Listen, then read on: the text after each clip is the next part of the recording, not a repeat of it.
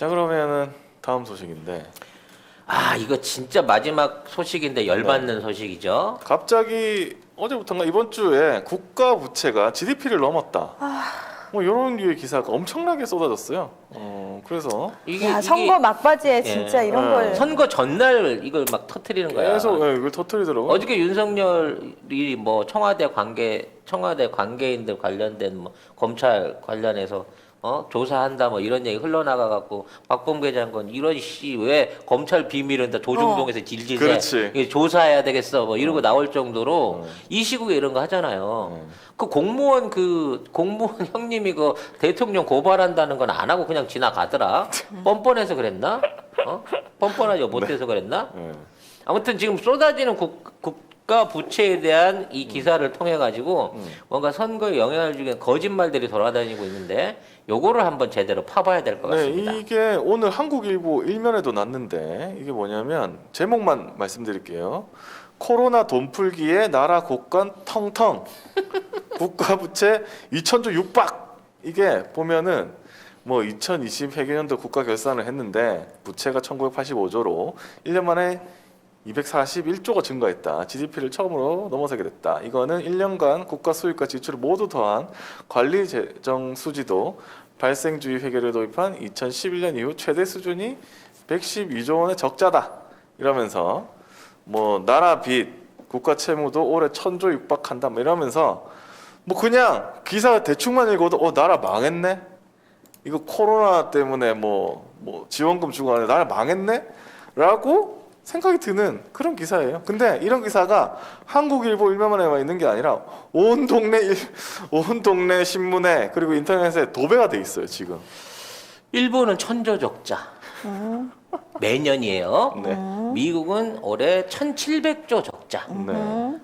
요거를 이제 최소치로 보고 아직도 돈을 더 풀라고 준비를 하고 있는 상황인 건데 네. 우리나라는 원래 100조 원씩 적자였어요. 그래서 매년 국채 발행을 90조에서 100조 정도씩 꾸준히 해왔습니다. 네. 그러니까 이게 새롭게 올해에만 늘어난 게 아니라 우리나라의 재정 운영이 100조씩 계속 적자가 생겨요. 그럼 이제 왜냐하면 그러니까 국가를 운영하려면 세금이 거쳐야 되는데 생각을 해보세요. 거치는 세금 대비 운영하는 데 들어가는 돈을 단순 비교했을 때 늘 세금을 100조 원 정도씩 못 걷는다는 의미잖아요. 그 부분도 있고요. 이 100조 원의 결손이 나는 가장 큰 부분이 네. 기존에 그 발행했던 부채들의 상환과 이자 이자. 지급을 위해서 그렇죠. 나가는 이거를 거지. 하는 거예요. 그러니까 100조의 채무를 더 늘었지만 그만큼 그 채무가 해소되고 사라지고 이자 내는 비용들이 있는 부분도 있단 말이에요. 그러니까 이렇게 생각하시면 돼요. 미국도 똑같아요. 미국도 예를 들어서 지금 뭐 5달러를 발행을 하면은 여기서 그러니까 5달러를 새로 발행을 하면 여기서 기본적으로 2, 3달러는 기존의 빚을 갚고 이자를 내는데 사용되는 돈인 거예요. 그러면 그건 상쇄돼서 없어졌기 때문에 부채가 는 게 아니잖아요. 그렇죠. 그렇기 때문에 이걸 따져놓고 보면 GDP를 넘어서는 물론 어느 나라 지금 그 국가 부채들이 GDP 안 넘어서는 국가가 없어요. 왜냐하면 GDP라고 하는 거는 국가가 가진 총 자산이 아니라 국가 총 생산이잖아. 그렇죠. 그러니까 GDP는 국내 총생산. 똑같은 거야. 내가 4억짜리 집을 갖고 뭐 10억대 재산을 갖고 있다 그래서 내가 매년 10억을 버는 사람은 아니잖아. 그쵸. 그러니까 빚을 가지고 있다는 거는 내가 수입이 이만큼인데 빚이 1억이라서 수입이 1억인데 빚이 1억이라서 내가 망한네라고 하고 볼 수 있는 게 아니야. 내 거잖아, 내 거. 내 거잖아. 그리고 내 건데. 내가 가지고 있는 내 빚 1억은 내 수입을 보고 준 신용대출이 아니고 내가 가지고 있는 자산을 보고 준 대출이란 말이에요. 그렇죠. 그러니까 이 빚이 전부 다 부채가 국가의 아니고 빚이고 채무다. 부채고 국민의 부담이다라고 말하려고 하면 이게 국가의 자산이 한 푼도 없는 상태에서 이게 다 신용대출이어야 돼. 그래서 이 돈을 갚을 방법이 국민들의 세금밖에 없어야 되는 거야. 이게 제일 중요한 내용인 거예요. 네. 그럼 여러분들이 지금 살고 계신데 내가 연봉이 1억이야. 근데 내가 뭐 10억짜리 집을 갖고 있어. 그래서 한 5억 정도 부채를 지고 있어. 그럼 당신은 수입이 1억밖에 안 되기 때문에 5억 부채를 지니까 당신 망한 사람 아니야? 헐. 그런 집안이 어딨어? 그런 집안이 지금 한국일보가 쓴 이런 집안입니다. 그런 이런 집안이라는 얘기거든. 이런 집안이 있네요. 말도 안 되는 건 그리고 우리가 지금 뭐 아까도 말씀드렸지만 OECD에서 발표한 경제 관련 자료 거의 우리가 지금 전 세계에서 최상위 수준이에요. 물론 언론에 잘 안 나오고 해서 여러분들 잘 모르실 수도 있지만 우리 지금 송재가 TV 방송 보고 있는 분들은 우리 시청자들은 저와 같이 생각하시는 분들 대부분이잖아요. 아 우리나라 지금 경제 굉장히 좋다. 근데 역시나 이런 기사도 다 말도 안 되는 소리다라는 글이 올라와서 조금만 소개를 해드리겠습니다. 오늘 뭐 뉴스공장에서 나오셨는데 최부근 교수, 건국대학교 최부근 교수하고 그 다음에 페이스북에서 이상민 나라살림연구소 연구위원회 페이스북 글이 있어서 한번 소개를 해드릴게요. 그 최부근 교수의 페이스북은 경기신문이 받아 썼습니다. 예. 그러면서 국가부채 첫 GDP 돌파라는 문장을 최 교수가 이게 국민이 채무와 부채 차이를 구분 못하는 것을 이용해서 말장난을 치는 거다 이렇게 얘기를 했습니다. 경기신문 기사입니다. 최백운 교수는 결론부터 말하면 종래 발표한 국가 채무에는 변화가 없다며 국가 채무는 846조 9천만 원이며 GDP 대비 44%에 해당한다고 설명했다. 이는 선진국 평균인 122.7%보다 비교해 한참 낮은 수치이다. 네. 아울러 최 교수는 통합 재정 수지는 당초 예상 GDP 대비 마이너스 4.4%보다 줄어든 마이너스 3.7%로 개선됐다. 네. 선진국 평균은 마이너스 13.3%다고 말했다. 이게 쉽게 이해를 하게 얘기를 하냐면요. 부채는 늘었는데 수입은 우리가 더 많이 늘었어. 그렇죠. 그래가지고 우리나라 GDP 성장률에 대비했을 때 부채가 차지하는 비중이 그대로 4.4%, 44%에 유지되거나 아니면 오히려 그 부채 대비해서 적정 수지로 적자 수지를 따져놓고 보면 4.4%에서 3.7% 줄어든 거예요. 네. 그러니까 돈을 더 많이 벌어서 빚을 더 갚을 수 있는 벌이를 우리가 하고 있는 집구석인 거야. 그렇죠. 근데 전부 산다고 하는 옆집은 우리의 3배가 넘는 엄청난 부채를 지고 있는 상황이라는 거지. 네, 이거 보세요. 저것만 비교해봐도 우리나라가 재정 수지가 마이너스 3.1에서 마이너스 2.7 이렇게 됐고 이게 다 안 나오네. 아무튼 숫자를만 이것만 비교해봐도 다른 나라가 얼마나 못하고 있는지 우리가 얼마나 잘하고 있는지 알 그리고 수 이 있습니다. 846조 중에 300조 가까이를 이명박근혜 정권에서 늘렸어요. 왜 그 얘기는 안 해요? 왜 그 얘기는 안 하니 니들은? 그 니들이 얘기 좀 그 해야죠. 부채를 늘려갖고 4대강에 처발르고 자원외교에 처발러갖고 날려먹은 돈이 얼만데 예? 니들은 아예 국가 경영을 못하는 상황에서 채무를 막 늘려가지고 악성으로 채무를 늘렸지만 문재인 정부는 이걸 계속해서 줄여나가는 거란 말이에요. 아이고. 그리고 2천억이라 이게 지금 말씀드린 대로 국가가 책임져야 될 채무가 846조 원인데 왜 2천조 원이라는 얘기가 나오냐면 네. 여기에 공기업 부채가 같이 붙어 있어요. 공기업. 공기업 부채들이 왜냐면 공기업은 국가 소유이기 때문에 국가가 갚아야 된다는 논리로 이 얘기를 하거든요. 근데 이 공기업들이 말 그대로 공중에 있는 기업들이 아니야. 지금 그러니까 그게 무슨 망해가지고 고스란히 빚만 있는 그것이 아니라 지금 생산 활동을 하고 있는 기업이잖아요. 그리고 무슨 그 아무런 자산 없이 사무실만 빌려갖고 있는 IT 산업이 아니고 그렇죠. 페이퍼 컴퍼니도 아니고 실질적으로 부채와 자산과 토지와 건물을 가지고 국가의 땅을 사가지고 거기에다 건물을 짓고 있고 이걸 분양해서 다시 수익을 만들고 있고 이러한 활동을 하고 있는 공기업들인 거예요. 아이고. 한전이 부채가 많아. 하지만 한전이 가지고 있는 땅과 거기에 건물들과 발전소와 거기에 들어있는 자산들을 다 이렇게 상기해갖고 계산을 해보면요. 실질적으로 국민들이 생으로 갚아야 되는 부채라고 할 수 있는 돈은 뭐 6천만 원? 아니에요. 1,000만 원, 1,000만 원 수준인가? 인구수로 1인당 1,000만 나누면 원 1인당 수면. 1,000만 원. 자, 물론 나는 뭐 한 것도 없는데 왜 국가 부채 1,000만 원을 내가 책임져야지라고 생각할 수도 있지만 우리가 국가 국가를 운영해 나가는 거죠. 국가에서 혜택을 받으면서 내가 국가에 잠재적으로 부담해야 될 부채가 있는데 그게 1,000만 원 수준이라 그러면 이게 결코 선진국이나 우리가 받고 있는 복지 혜택에 비해서 많은 수준이 아니라는 거예요. 아니 그리고 냉정하게 얘기해서 누가 그거를 1인당 인구수로 나눠가지고 그거 왜 어느 나눠? 국민이 나 어떻게 나 국가 빚을 1,000만 원을 지고 있어 나 어떻게 저기요? 그렇게 따지면 저기 대기업 다니시는 분들 있잖아요. 너네 회사 빚 있잖아요. 그거 너네 회사 직원 수로 나눠가지고 너 얼마의 빚을 지고 있는 줄 알아요? 근데 그 기업에 다니는 회사원은 어느 누구도 제가요. 내가 우리 회사 빚을 빚을 내가 다 책임져야 돼. 왜 이거 이만큼을 없잖아. 책임지고 있어? 누가 그 생각을 해요? 자, 그래서 이상민 나라살림연구소 연구위원 페이스북 글에 있는데 예시를 들었습니다. 부채에 대한 예시인데 요거 한번 얘기해 보겠습니다. 우리나라에서 가장 부채가 많은 기업이 어딜까? 삼성전자? 땡. 정답은 국민은행이다. 국민은행 총 부채는 570조 원에 이른다. 삼성전자 총 부채가 약 100조 원인데 국민은행에서 작년에 증가한 부채만 100조 원에 육박한다. 그럼 이런 미다시도 가능하겠다. 미다시.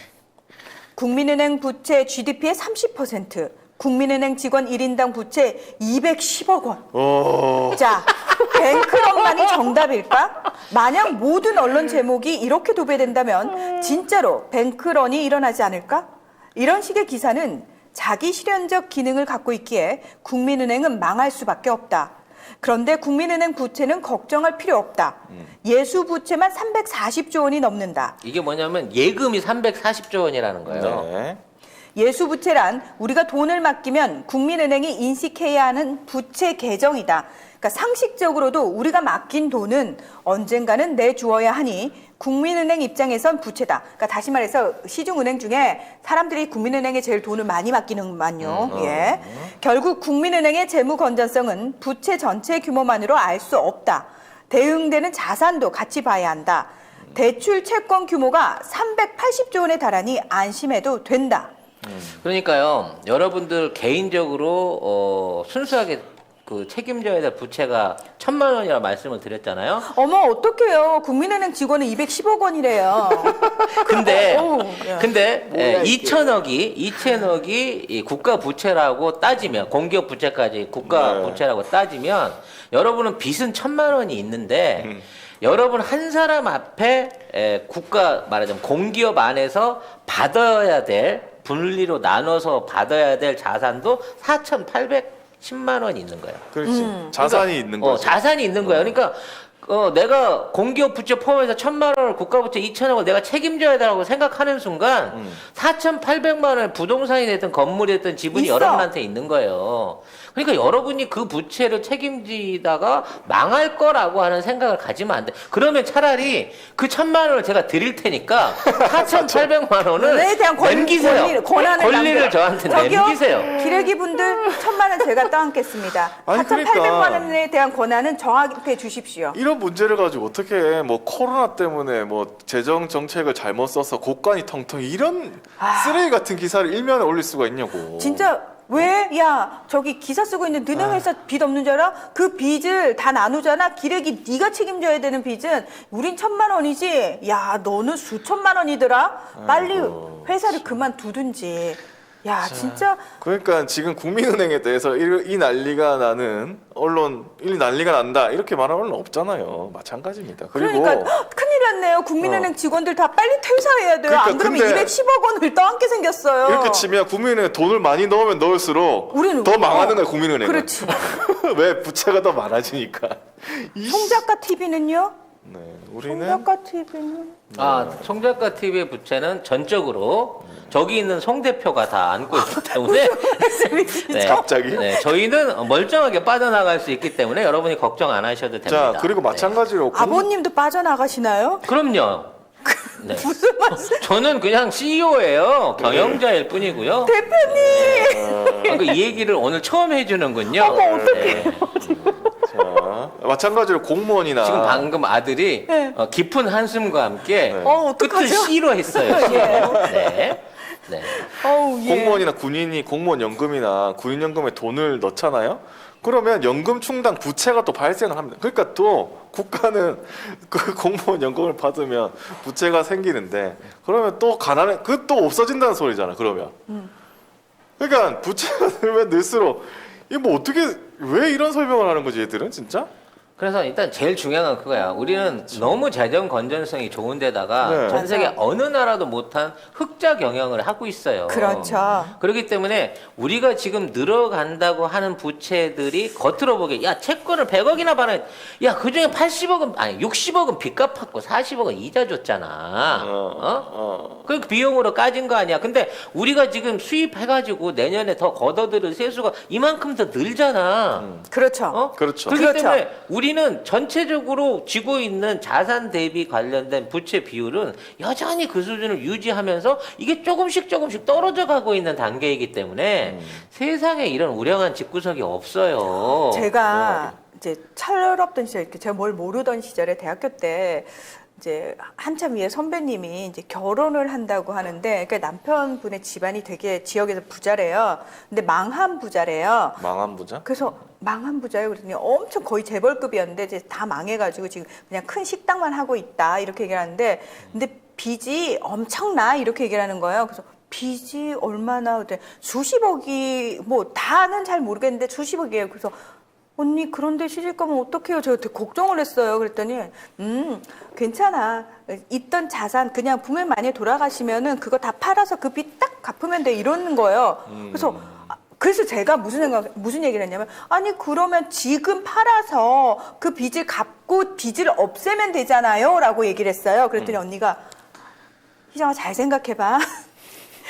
지금 식당을 더 크게 해서 잘 되면은 그 빚도 갚고 재산도 불릴 수 있지만 지금 상황에서 만약에 식당 다 털고 빚부터 갚아버리면 정말 길거리로 나앉는 거야. 그래서 이렇게 하니까 언니가 부잣집은 원래 그런 식으로 돈을 벌어. 부잣집 치고 빚이 수십억쯤 없는 집이 어딨니라고 얘기를 하더라고요. 야, 그럼 식당을 차리는데 내 돈으로 식당을 차려갖고 할 거면 왜 힘들게 돌려가면 식당을 차려? 그냥 은행에다 넣어놓고 받아먹고 말지. 그렇지. 이자 받는 게 훨씬 좀 더 낫지. 큰 수입을 내고 뭔가를 하기 위해서 투자를 한 거 아니야. 그래서 부채를 들였고 그 식당을 운영해서 그 부채를 운영해 나갈 그 업체를 키웠으면 네. 당연히 그게 우량한 업체 아니야. 그렇죠. 그지? 그렇죠. 그게 송작가 TV지. 네?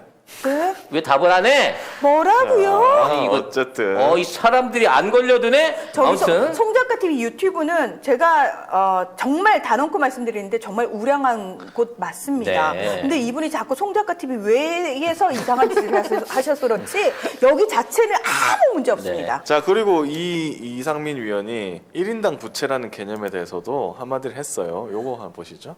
1인당 부채라는 개념은 정말 말도 안 되는 기묘한 개념이다. 대한민국 정부가 국채를 발행하면 정부가 채무자가 된다. 그럼 채권자는 누구일까? 채권자의 약 85%는 대한민국 국민이다. 이게 뭔 얘기냐면요.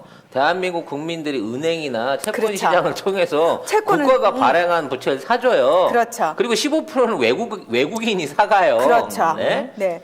채권자가 포함된 국민으로 나눈 국민 1인당 채무가 도대체 무슨 의미일까? 그러니까 결국 우리가 국가 부채라고 하는데 국가한테서 채권으로 돈 받을 사람들이 85%가 있는 거야 지금. 그렇죠. 어. 마치 내가 와이프에게 돈 100만 원을 빌렸는데 우리 가족 1인당 채무가 50만 원이라고 표현하는 것만큼 이상한 표현이다.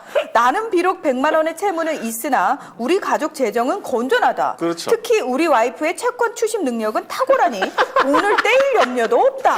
이분 유머 감각 있는데 부인의 채권 추심 능력이 탁월하구나. 네. 역시 채권 추심 능력. 네. 그리고 부인한테 100만 원을 빌리잖아요. 네. 이자로 1000만 원 뜯깁니다. 내가 빌려봐서 알아요.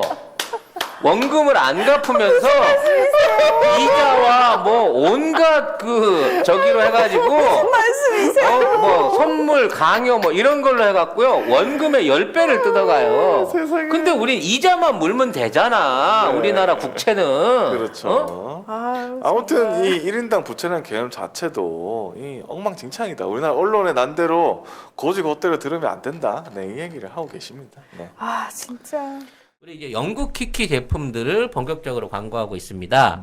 네, 네이버에 영국 키키라고 치셔야 접속할 수 있는 사이트가 있는데 이제 굉장히 다양한 종류 식품들이 있어요. 영국 네, 키키. 5개 브런치에 한 120개 정도 제품들이 있는데 지금 이제 들어가서 보시면 제일 주종으로 있는 게 레시틴이나 MSN 식이 유황 그리고 차전자피 뭐 이런 것들 MSN 안에는 비타민 D도 함유되어 있는 것으로 알고 있습니다. 배송지 적고 주소 적으면서 밑에 보면 요청사항 거기다 송작가 TV만 쓰시면 2개를 시켰는데 3개가 오는 기적이 일어나게 된다는 겁니다, 여러분. 사이트를 어디로 그러니까 들어가야 어느 될지. 사이트? 다 들어가셔도 됩니다. 가급적이면 네이버 페이로 결제를 하시는 게 네이버 페이로? 혼선 없이 빨리 가실 수 있다고 합니다. 네. 그럼 2+1 기간이 언제까지냐고 박혜라 송작가 맘대로죠. 아, 구매 인증을 하시는 분한테는 남아있는 피땀 눈물 화장품 세트들을 풀어드리기로 약속을 드렸습니다. 근데 왜 이런 얘기가 공론화가 안 되고 반론이 없었고 그렇죠. 그동안 그래서 막 부채 때문에 나라가 망한 이렇게 설명드리니까 네. 너무 웃기잖아. 그러니까 아무 일도 아닌 일을 저는 나라 지금 망한 것처럼. 그거 했으면 좋겠어요. 지금 각 언론사별로 그 언론사 채무가 얼마인지 정확하게 뽑아가지고 그 회사 직원 수로 나눠가지고 자 조선일보 일인당 직원 채무. 기자 1인당 채무액 동아일보 기자 1인당 채무액 요거를 표를 쫙 만들어가지고 니들 어떡할래 이제 큰일 났다 이걸 저는 이거 SNS에 퍼뜨려야 합니다. 아니 근데 진짜로. 진짜 이렇게 네. 아무 일도 아닌 거 가지고 뭐 국가 재정이 거덜났네 뭐 이런 기사를 내는 사람들 그리고 그거를 포털에 또 얼마나 오래 올라가 있는지 많이 올라가 있는지 그냥 엉망진창입니다. 엉망진창.